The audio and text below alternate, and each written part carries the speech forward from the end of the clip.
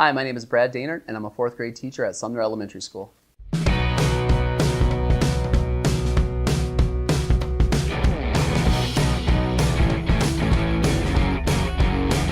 This lesson is a whole group lesson based on the story Hot Air Ballooning. Our objective for the lesson today was to find specific details in the text to help them answer questions that they're going to be looking for, and also to be able to identify what level the question is and justify their thoughts about the level of the question. In this first segment, you'll see us previewing the questions that they are going to be answering. The reason that they are doing this is so they can kind of get a thought ahead of time about what level question it is after reading the text. So can I find it in the text? Is it going to be a question that's in my head? So that's why we were previewing the questions ahead of time. So we're going to look at what role weather plays in that.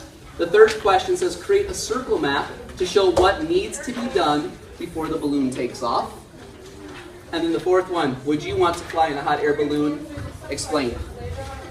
Now most of you can probably already figure out what level question this is, right? Show them with your fingers, 1, 2, or 3. Why is this a level 3 question? Who can tell me? Hannah.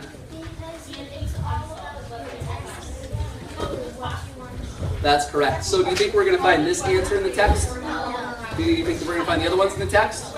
Yes, but we're going to have to figure out whether it's level 1 or level 2. This next segment of the lesson shows me modeling how to highlight and find the evidence that we need in order to answer the question.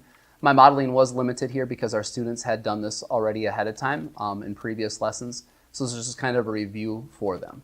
I found an answer to one of our questions. What was our first question, Zoe? How did Cheryl Davies?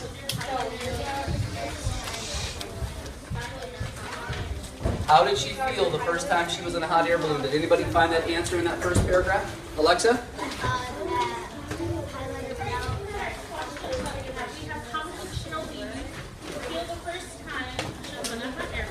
Excellent. Take your highlighter, please, and highlight that sentence. I felt like a bird floating up in the air amongst the clouds.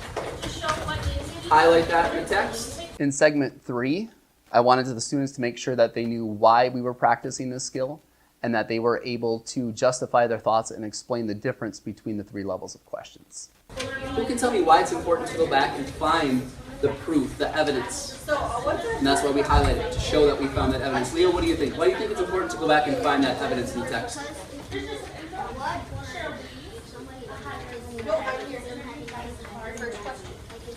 Okay.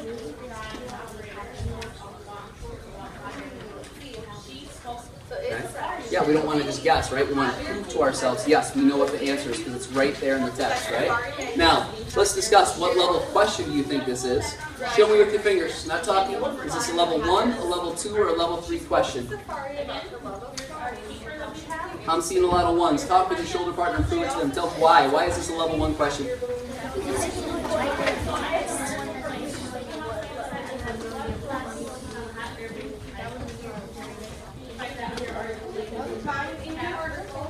Vince, help us out.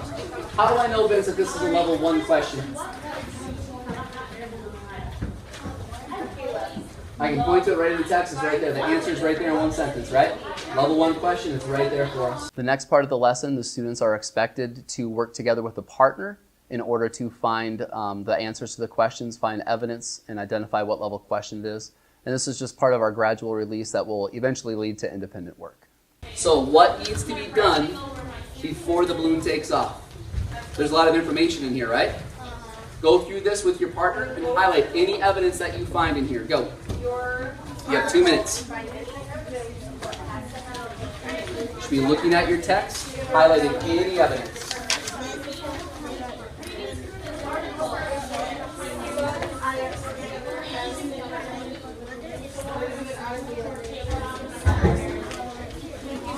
And last, we reviewed the objectives. Even though we did not finish this lesson, it's important to go back and make sure that the students understand what we were doing, just to kind of review what our objectives were for the day and to see if we met those objectives or not. Let's take a look at our objectives and see how we did here, folks.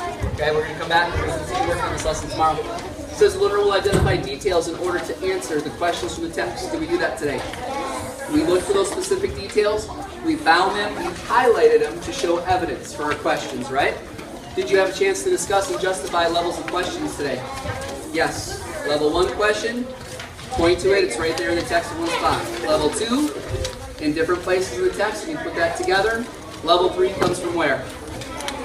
Your head. After this lesson, we continued the gradual release, where students were now able to move away from guided work and partner work to more independent practice, where they can go take an article, take the questions, preview the questions themselves, look for those questions as they're reading the article, and then highlight evidence that they needed, and also to identify what level question it is on their own. One thing that I really liked about this lesson is that the students were able to work together to identify and justify their thoughts to their partner and explain why they thought it was a level 1 or level 2 or level 3 question. One thing I'd probably do differently next time is maybe do a little bit more modeling. I did have a few of my EL students that had missed out on some previous lessons that maybe needed some more modeling as to what level questions there were. Thanks for watching.